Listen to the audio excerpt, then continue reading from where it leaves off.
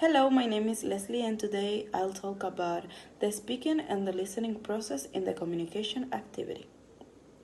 It's common to think that in the communication process, the speaking part is the most important part, and this is because we are used to see the communication process as an activity where the speaking part is the main character and the listening process is just left behind.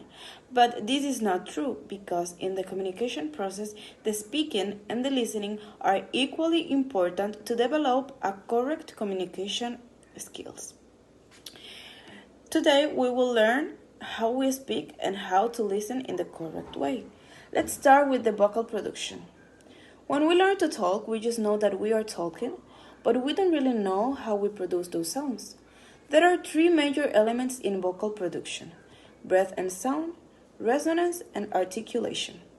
Our vocal cords vibrate to make sound.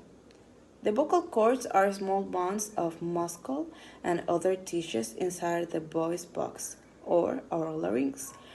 The air from our lungs makes them vibrate when the edge of the vocal cords come together. This is what makes the sound. It is important to develop correct habits for creating sounds so we can make ourselves understood by listeners. Now let's talk about the listening process. The listening is the process where we identify, construct, and reconstruct the meaning from the sounds. And we tend to get confused because we think that hearing and listening are the same thing, and they are not. Hearing is the process where we register the sounds in the environment. Those sounds doesn't have any meaning until we provide them a meaning.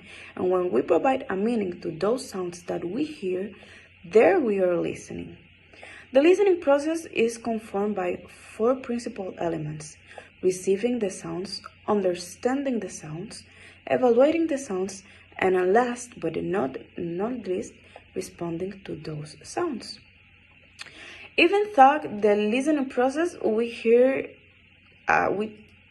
see the listening process as an easy process, we as humans, we tend to have bad behaviors when we are talking about listening. And this is because sometimes we just don't pay attention to what we are listening, or we just, instead of empathize and try to understand what the other people is saying to us, we just try to turn out the conversation to ourselves, or we try to make the conversation about us. And for this and for all those reasons, we all are bad listeners.